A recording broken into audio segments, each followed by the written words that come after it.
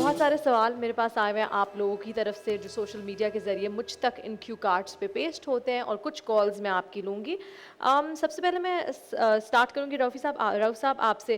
اپنے خاندان میں لڑکیاں ہوتے ہوئے اگر آپ باہر خاندان یا باہر لڑکیاں ڈھونڈتے ہیں اس بیسس پہ کہ یہ پیاری ہے، یہ لمبی ہے، تو کیا یہ جائز ہے کہ نہیں، یا پھر آپ کو اپنے خاندان کو پہلے ترجیح دینی چاہیے؟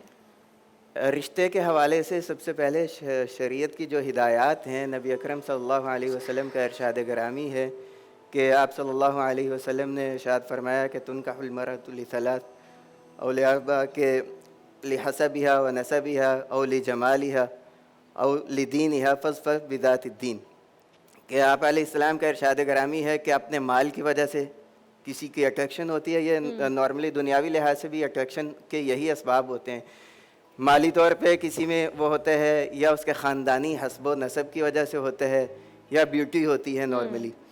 تو آپ علیہ السلام کے گائیڈنس اس میں یہ ہے کہ آپ دینداری کو ترجیح دیں، تو اس میں اگر یہ چاروں صفات اور خصوصیات جمع ہو جائیں کسی میں تو فابیہا بہت اچھی بات ہے، لیکن اگر کسی کو ٹریڈ آف کرنا پڑے نا، کہ مطلب کسی ایک کو چھوڑنا ہے، کسی کو ترجیح دینی ہے، تو پھر دینداری کو ترجیح دی جائے، وہ خاندان کے اندر ہو، غیر خاندان میں ہو، دور کے خاندان میں ہو، یا کسی اور زبان بولنے والے میں سے ہو، تو ان بنیاد پہ، ان کرائیٹیریاز کی بنیاد پہ جو پرائرٹی دی جائے تو یقیناً اس میں خیر ہوگی، اور دینداری کو سب سے زیادہ ترجیح دی جائے، اہمیت دینی چاہیے۔ افنان صاحب مجھے بتائیں کہ پیدائش کے بعد چند منٹ بعد رہنے والے بچے کی نماز جنازہ پڑھی جاتی ہے؟ بسم اللہ الرحمن الرحیم، نحمدہ ونصلی ونسلم علی رسول الکریم۔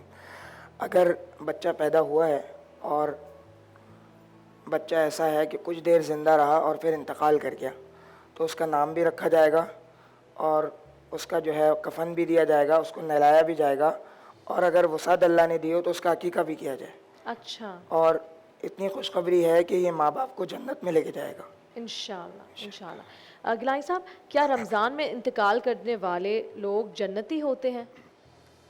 اصل میں نبی پاک صلی اللہ تعالیٰ علیہ وبارک وسلم نے جس طریقے سے بشارت ارشاد فرمائی ہے رمضان المبارک کے بارے میں، جو کہا گیا کہ جنت کے دروازے کھول دیے جاتے ہیں، جہنم کے دروازے بند کر دیے جاتے ہیں، اور رمضان کی ہر گھڑی میں اللہ تعالیٰ ہزاروں لوگوں کو جہنم سے آزاد فرماتا ہے۔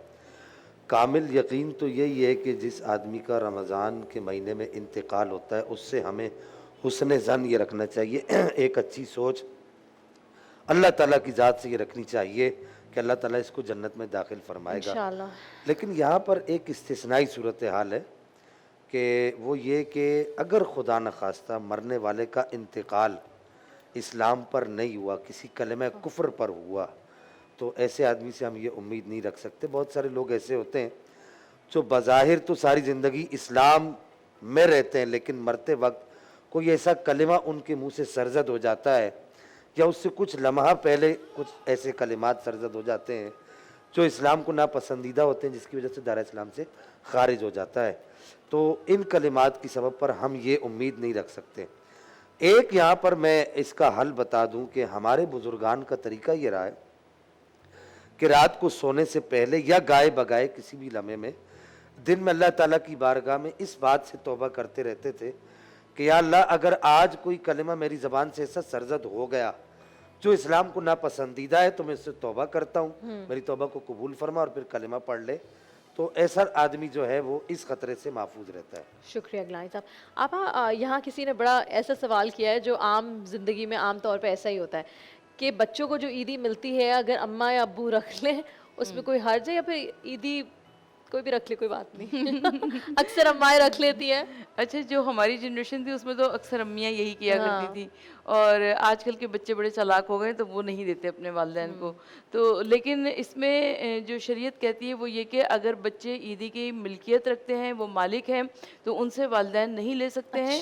ہاں بالکل، اگر وہ بچے 6 7 8 سال کے، ان کو کیا پتا، وہ تو تباہی مچائیں گے جا کے۔ وہ جو بھی کریں وہ ان کا اپنا کام ہے، لیکن یہ کہ نا اگر ان کی ملکیت ہے تو وہ انہی کی ملکیت رہے گی۔ मतलब कि मुझे लाया के लिए वापस उसको उसके पैसे देने पड़ेंगे जो मैंने पिछले साल उसके ईद यहाँ पे थोड़ी खाए सी एक वो वजाहत अगर करते हैं कि हाँ वालिदैन उसमें ये है कि तसर्रुफ़, जैसे कि वली को ये तसर्रुफ़ का हक़ हासिल होता है कि उसके कोई ऐसे कामों में इस्तेमाल कर दे जो बच्चों के लिए यूज़फुल हैं। सही। ठीक है, जब तक बच्चा नाबालिग है तो वो उसको माँ अपनी बाप ज़ात पे डिसाइड भी कर इख्तियार सकते हैं। नहीं है। हाँ, मिल्कियत आपने सही फरमाया कि मिल्कियत ऑनरशिप तो उनकी इस्टेब्लिश उनकी हो है। गई, इसमें कोई नहीं। हाँ, वालिदैन अगर कहीं इस्तेमाल, वालिदैन अपने ज़ाती तसर्रुफ़ में नहीं लाएंगे। हाँ, बच्चों के लिए अगर जो भी उनकी ज़रूरियात ज़िंदगी हैं, उनके और भी उनके अखराजात करने होते हैं तो उनमें उस रकम को जो या है तो फिर उनके इस्तेमाल लिए कर जमा सकते हैं। कर करके रखे, वो बड़े होंगे तो उनको दे दे। वो ये कितने सबसे कितने मालदार हो जाएंगे बच्चे मुफ्ती साहब। इस वक्त जो महंगाई की जो सूरत हाल चल रही है जी। ना, इस सूरत हाल में मुफ्ती साहब ने बड़ा अच्छा हल बताया है, और ये शरीयत मुतारक की मर्जी के नज़दीक भी है और बच्चों के लिए भी अच्छा है। भाई मुफ्ती साहब, जब हम छोटे होते थे तो हमारे अब्बू तो हमारे साथ ऐसा करते थे, मैं क्या बताऊं, कि क्योंकि पहले तो अब कोई जाता नहीं मिलने ईद, पहले तो हम हर किसी के घर जाके ईद मिलते थे। वो भी ईद ही देते थे, हमें भी मिलते थे। अब मैं सबसे बेवकूफ़ थी, सबसे बड़ी ना मैं, जी अब्बू अब सब लाइन से, हाँ भाई कितने होए कितने होए कितने, ठीक है मेरे इतने गए हैं, ठीक है तो जो मेरा गया है वो मुझे वापस कर दो, जो बचा है वो तुम लोग। हाथ में 1000-500 रुपए आते थे, मैं कहती थी ये क्या हुआ, मेरी बहनें तो नहीं देती थी, मैं बेचारी, जी अब्बू आप पेट्रोल का इतना खर्चा हुआ, जी अब्बू ये भी ले ले। मासूम बच्ची। जी मेरे पास यहाँ कॉलर है, हेलो अस्सलाम वालेकुम। हमारे पास एक कॉलर थे जाहिद साहब, जिन्होंने बताया कि उनके बेटे का निकाह हुआ और बेटा और बहू दोनों बाहर मुल्क शिफ्ट हो गए, उसके बाद बहू वापस आ गई, खुला लेना चाह रही थी, तो इसका जवाब हम राव साहब से लेंगे। बिस्मिल्लाहिर्रहमानिर्रहीम। जी, उनका सवाल यही था कि निकाह हुआ और रुखसती या हक़ ज़ौजियत अदा नहीं हुआ, तो इस हवाले से जो है कि अगर तो उनकी आपस में नहीं बन पा रही और ये चीज़ तयशुदा है तो बाहमी रज़ामंदी से अलहदगी की सूरत अपना लें। वो भले अदालत कोर्ट कचहरी जाने की बजाय खुला के ऊपर उनकी वो हो कि मसलन जो कुछ लड़की को उन्होंने दिया है शोहर की तरफ से जो मिला है वो वापसी की शर्त पे शोहर से तलाक़ का मुतालबा करे, या शोहर अज़ ख़ुद उसको छोड़ दे और वापसी किसी चीज़ का मुतालबा ना करे। दोनों सूरतों में वो तलाक़ दे या खुला की सूरत में बेहतर है कि अगर अभी से ये नौबत है हक़ ज़ौजियत अदा नहीं किया तो बेहतर है इस मामले को बाहमी रज़ामंदी से इसको यहीं पे ख़त्म कर दें। हाँ, और हक़ ज़ौजियत में एक इबहाम ये है कि अगर उनका आपस में प्राइवेसी में कोई मुलाकात हुई है तो उस सूरत में फिर यह है कि हक़ महर जो है वो शोहर को, अगर तो तलाक़ की सूरत है तो फिर उसको फुल हक़ महर जो है वो देना होगा, और अगर तलाक़ देते हैं, और वरना फिर जो है निस्फ़ यानी जितना उनका हक़ महर तयशुदा था तो वो फिर हाफ़ अमाउंट ऑफ हक़ महर जो है वो बेगम को देगा तलाक़ की सूरत में। ठीक है। अफनान साहब मुझे बताएं कि कोई लिख रहे हैं कि क्या हम कसम जब खाते हैं, पहली बात तो कसम खाना जायज़ है, और अगर कसम तोड़ देते हैं तो इसका कफ़ारा क्या है? बिस्मिल्लाहिर्रहमानिर्रहीम नहमदुहु व नुसल्ली व नुसल्लिम अला रसूलिल करीम। कसम खाना जायज़ है, और कसम अल्लाह की खाई जाए, अल्लाह के अलावा किसी और की कसम खाना शिरक है, एक बात। दूसरी बात यह है कि कसम आइंदा पे खाई जाए, अगर पिछली पे खाई तो कफ़ारा नहीं आता। मिसाल के तौर पे मैंने सहरी नहीं खाई, मैं कसम खाता हूँ और मैंने सहरी खाई है, कफ़ारा नहीं आएगा। कसम का ताल्लुक़ होता है आइंदा से, फ्यूचर से, कि मैं नहीं करूँगा आइंदा नहीं ये। करूँगा। अब अगर मुझसे कसम के ख़िलाफ़ हो जाता है तो अल्लाह जल्ला शानू ने इसका कफ़ारा ज़िक्र किया है, फ़कफ़ारतुहु इतआमु अशरति मसाकीन मिन औसति मा तुतइमून अहलीकुम औ किस्वतुहुम औ तहरीरु रक़बा। 10 मिस्कीन को खाना खिला दो, यानी 250-250 रुपये 10 मिस्कीनों को दे दो, या कपड़ा पहना दो, या एक ग़ुलाम आज़ाद कर दो। तो 10 मिस्कीन को खाना खिलाना या कपड़ा पहनाना या ग़ुलाम आज़ाद करना, ये कफ़ारा है। तो लोग अपने वालिदैन की कसम खाते हैं, अपने बच्चों की कसम खाते ये हैं। नाजायज़ हराम और शिरक है। सर की कसम, बेगम की कसम, तेरे सर की कसम, झूठ बोलूं तेरा सर पड़ जाए, तेरी महबूबा की कसम, तेरे माशूक की कसम, ये जायज़ नहीं है। कसम वही है जो अल्लाह की है। हाँ, हम इसको डाल सकते हैं कुरान की कसम, अल्लाह का कलाम है, कलामुल्लाह की कसम, रब्बे काबा की कसम। वैसे ये तो कह कसम खानी ही नहीं चाहिए, लेकिन बहुत ही कोई मसलियत में पड़ जाए तो फिर खाएं तो सिर्फ अल्लाह की कसम। देखें, कसम जो खाई जाती है वो किसी बात को पुख्ता करने के लिए, यकीन दिलाने के लिए, बस यही। बातों बातों में अगर मुंह से निकल जाती है तो उसका वो दर्जा नहीं है। सही। जैसे अरब क्या है, अरब बातों बातों में कहते हैं वल्ला बिल्ला तल्ला, तो ये कसम नहीं, इसको यमीन लफ्ज़ कहते हैं हमारे यहाँ। बेकार बेकार ऐसी मुंह से निकल गया। नियत इज़ इम्पोर्टेंट। जी। ठीक है जी। गिलानी साहब, किसी का सवाल है, एतिकाफ़ के लिए पर्दा लगाना ज़रूरी है, अगर पर्दा लगाने से सफ़ पूरी ना हो रही हो तो क्या करें?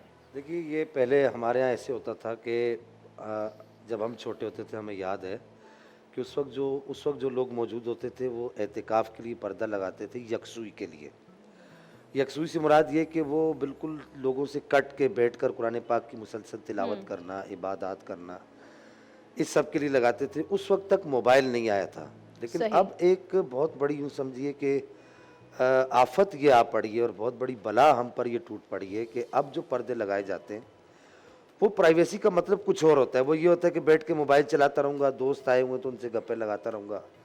मैं समझता हूँ कि इस तरह का पर्दा जो लगाना जो है ये अल्लाह ताला को भी धोखा देने के मुतरादिफ है, अपने आप को भी धोखा देने के मुतरादिफ है और लोगों को भी धोखा देने के मुतरादिफ है। और इस तरह का इक़दाम जो है ये एतिकाफ़ के तक़द्दुस को पामाल करने के मुतरादिफ है। तो पहले तो बात ये याद रखें कि फ़ी ज़माना अगर मैं समझता हूँ कि उलमा इस पर बैठकर ये फ़ैसला दे दें कि एतिकाफ़ के लिए पर्दा लगाना ज़रूरी नहीं है।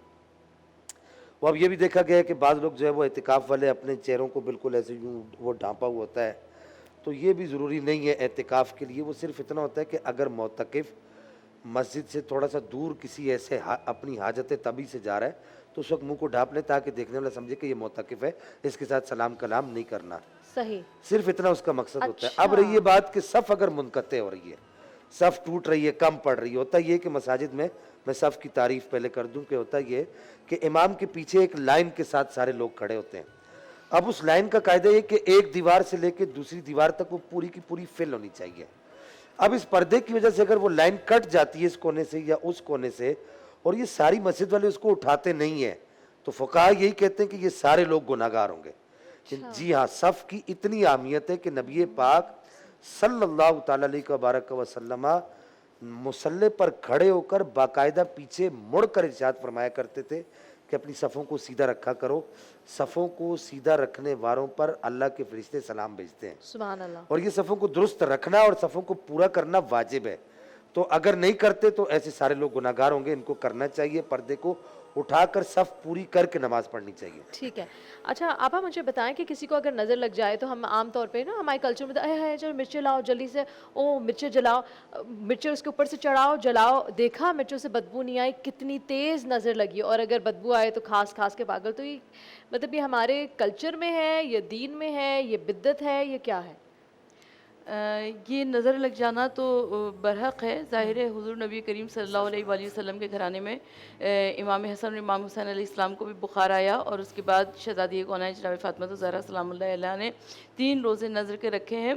तो बच्चे बीमार पड़ते ही हैं, लेकिन अगर नज़र लग जाने का शायबा भी हो तो हमारे पास माशाअल्लाह ला हौला वला कुव्वता इल्ला बिल्लाहिल अलियुल अज़ीम जैसी खूबसूरत आयत करीमा मौजूद है। इसको ज़बान पर जारी रखना चाहिए। इसके अलावा मऊज़ 3 यानी सूरह नास और सूरह फलक को बार बार पढ़कर जब बच्चे के ऊपर फूका जाता है तो परवरदिगार आलम उसे नज़र बद से महफूज रखता है। और बाकी बहुत सारी लोगों ने बनाई हुई बातें हैं कि पानी से नज़र उतार दो, सफ़ेद कपड़े लेकिन से वो नज़र मैं उतार हैरान दो। होती हूँ, मैंने क्योंकि देखिए मैंने भी किया हुआ है तो फिर मैं हैरान होती कि ये कैसे हो सकता है, वैसे मिर्ची जलाओ तो उसमें से बदबू आती है और अगर नज़र लगी हो तो फिर नहीं आती। तो वो क्या वो ताकत है उस ऐसी असल में कलाम की? तजुर्बे की चीज़ है और ये सही है, तजुर्बे की चीज़ है। तजुर्बे से अगर कोई चीज़ समझ में आ जाए तो उसको हम लेते हैं। दूसरी बात ये है कि ये तो बात सही है कि हज़रत फ़ातिमा रज़ी अल्लाह ताला अन्हा ने 3 रोज़े रखे थे। फिर वो किस्सा आता है पूरा, वयुतइमून अत्ताअम अला हुब्बिही मिस्कीनन व यतीमन व असीरा। इफ्तारी बनाई थी, पहले दिन यतीम को दे दी, दूसरे दिन मिस्कीन को दे दी, तीसरे दिन कैदी को दे दी। लेकिन यहाँ पर हज़रत जिब्राइल अलैहिस्सलाम ने एक दुआ सिखलाई, हम अपने बच्चों पर उससे नज़र को उतारें। वो दुआ यह है, अल्लाहुम्मा अज़हिब हर्रहा वबरदहा ववस्बहा, अल्लाहुम्मा अज़हिब हर्रहा वबरदहा ववस्बहा। 3 दफ़ा पढ़ के बच्चों के चेहरे पर फूंक दें तो इससे नज़र उतर जाती है। आप अलैहिस्सलातु वस्सलाम हज़रत हसन हज़रत हुसैन की नज़र इस तरह उतारा करते थे। तो ये मसनून अमल है। मसनून अमल ये जो टोटके मोटके होते हैं ना, इनसे ज़्यादा ताकतवर भी होता है, पावरफुल भी होता है। तो हम इसको अपनाएं और इस दुआ को याद करें, इससे दम कर लें। ये ठीक है जी। डॉक्टर साहब मुझे बताएं कि क्या मुंह दिखाई के गिफ्ट की शक्ल में मेहर दिया जा सकता है? और ये मुंह दिखाई जो हमारी बनाई हुई है या मतलब इट्स ओके? बिस्मिल्लाहिर्रहमानिर्रहीम। ये तो कल्चरल चीज़ें हैं, अच्छा। मुँह दिखाई वगैरह की। हाँ, अलबत्ता महर अगर तय हो चुका और उसको किसी भी शक्ल में किसी भी इवेंट के मौके पे देना चाहें तो बिल्कुल दे सकते हैं।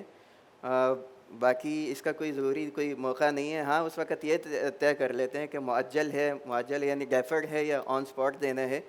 تو اگر ڈیفرڈ کیا ہوا ہے یا اس کو یہ ہے کہ جب بھی آن ڈیمانڈ کبھی بھی دے سکتے ہیں تو اس کو منہ دکھائی کی صورت میں دے دیں یا کہ کوئی بھی اس کا نام رکھ دیا جائے تو اس سے کوئی اس کا کوئی فرق نہیں پڑے گا. اچھا سو ہمارے یہاں تو دلہنیں ناراض ہو جاتی ہیں کہ چلے مہر ور تو کہ آئے منہ دکھائی پہ کچھ نہیں دیا, ایک انگوٹھی ہی لے آتے, ایک بریسلیٹ ہی دے دیتے, کچھ ہی لے آتے. وہ بیچارے وہ جو دلہا جن کا آلریڈی اتنا خرچہ ہوا ہوتا ہے ان کے اوپر بھی کافی میرے خیال سے ہمیں ہلکا ہاتھ رکھنا چاہیے, لڑکوں کو, لڑکی والوں کو بھی, لڑکی والوں جو کو. باقی خرچے ہیں اس کی نسبت سے یہ خرچے زیادہ اہم ہیں کہ اگر وہ کوئی فرسٹ انٹریکشن کے موقع پہ ویسے کوئی ہدیہ, کوئی گفٹ, اگلی مطلب ایک وہ ہے نا معاملہ, انسیت کا معاملہ ہے کہ ظاہر سی بات ہے اپنا گھر بار چھوڑ کے آنا, نئی جگہ پہ ایڈجسٹ, تو آپ جتنا اس کو ایزی فیل کرنے کا وہ انوائرمنٹ بنائیں گے. مجھے اتنی خوشی ہو رہی مفتی صاحب, دیکھیں آپ نے ایسی بات کی جو ہم اکثر نہیں سنتے یہ بات ہے, اور آپ نے اتنی پیاری بات کی کہ بالکل دوسرے خرچوں کو چھوڑو, یہ خرچہ کر لو, زیادہ یہ تو بہتر زیادہ ہے. ہے. ہماری جو ترجیحات ہے نا مفتی صاحب وہ غلط ہو گئی نا. مفتی صاحب بالکل صحیح بات کر رہے ہیں, ہم نے ترجیحات کو چھوڑ دیا. ہمارے ترجیحات یہ ہیں کہ ہم نے شادی میں دیگر خرچے بہت سارے کرنے ہیں دوسروں کو, اور یہ بیچاری جو اپنا گھر بار سب کچھ چھوڑ کر آئی ہے, جو آپ نے بات کی, اس کو کچھ دیتے ہوئے موت آتی ہے. بالکل ایک نکاح خواہ کو دیتے ہوئے موت آتی کہ یار اس کو کچھ نہیں دینا, لاکھوں روپے لگا دیں گے. میں دیکھیے میں یہ اس وجہ سے نہیں کہہ رہا کہ میں عالم ہوں, میں نکاح پڑھاتا بھی نہیں ہوں, یہ بھی میں آپ کو عرض کر دوں کہ جس نے مین کام کرنا ہے, جس کی وجہ سے آپ کا رشتہ بندھنا ہے, دونوں ایک ہوں گے, جس کی وجہ سے وہ نکاح ہے, اور اس کو دیتے ہوئے ایک ہمیں وہ موت آتی ہے. اور اگر وہ بیوی جو اپنے ماں باپ بہن بھائی سب کو چھوڑ آئی, اب وہ ساری زندگی کے لیے آپ کی ہو گئی, اس کو آپ ایک انگوٹھی دیتے ہوئے یا ایک اچھا موبائل یا کچھ رقم دیتے ہوئے. سب سے اچھی شادیاں کووڈ میں ہوئی ہیں مفتی صاحب, 30 لوگوں میں, 20 لوگوں میں, بالکل سنت طریقے سے نکاح خدافظ. اور میری بہن کی بھی ایسی ہوئی تھی, اللہ کا شکر ہے, اس کے گھر والے, اس کا شوہر اور وہ خود ماشاءاللہ بہت بہت خوش ہے. تو میرے خیال سے برکتیں آتی ہیں جب آپ سنت کو فالو کرتے ہیں. صحیح طریقہ یہی ہے کہ بالکل, یہاں میں حدیث مبارکہ کا مفہوم بھی یہی ہے کہ برکت والا نکاح وہی ہے جو ایسر مونا, جس میں خرچے, تکلفات اور ان چیزوں سے جتنا کم سے کم تر ہو, وہ نکاح زیادہ باعث برکت ہے. سبحان اللہ. میرے پاس یہاں ایک کال ہے. ہیلو, السلام علیکم. وعلیکم السلام. جی مجھے سوال کرنا ہے مفتی صاحب سے ضرور. کہ اگر میں عشاء کے ٹائم مسجد پہنچتا ہوں اور عشاء کی جماعت مجھ سے چھوٹ جاتی ہے اور میں تراویح مکمل پڑھ لیتا ہوں, تو تراویح کے بعد جو وتر کی جماعت ہو رہی ہے, کیا میں جماعت کے ساتھ وتر پڑھ سکتا ہوں یا مجھے انڈیویجول پڑھنی پڑے گی؟ جی عفنان صاحب. بسم اللہ الرحمن الرحیم. عشاء کی نماز اگر انہوں نے بالکل ہی نہیں پڑھی ہے تو عشاء کی نماز پڑھی نہیں, نہ جماعت سے نہ اکیلے, تو نہ تراویح صحیح ہوگی نہ وتر صحیح ہوں گے. اچھا, اگر عشاء کی نماز جماعت سے نہیں پڑھی, انفرادی پڑھ لی, تو تراویح بھی صحیح ہو جائے گی اور وتر کی جماعت میں شامل ہونا بھی صحیح ہے. صحیح, مطلب پڑھنا ضروری ہے. بالکل ٹھیک ہے جی, بہت بہت شکریہ. بہت ساری چیزوں کو ہم نے, پتہ نہیں آج نا 24واں روزہ ہے, آج میری زبان بالکل ساتھ نہیں دے رہی, تیز نہیں میں بول پا رہی آج. بس میں بریک پہ جاتی ہوں, بریک کے بعد میں تھوڑا سانس لے کے واپس آؤں گی, زیادہ باتیں کروں گی. دیکھتے رہیے نور الرحمان عشق رمضان.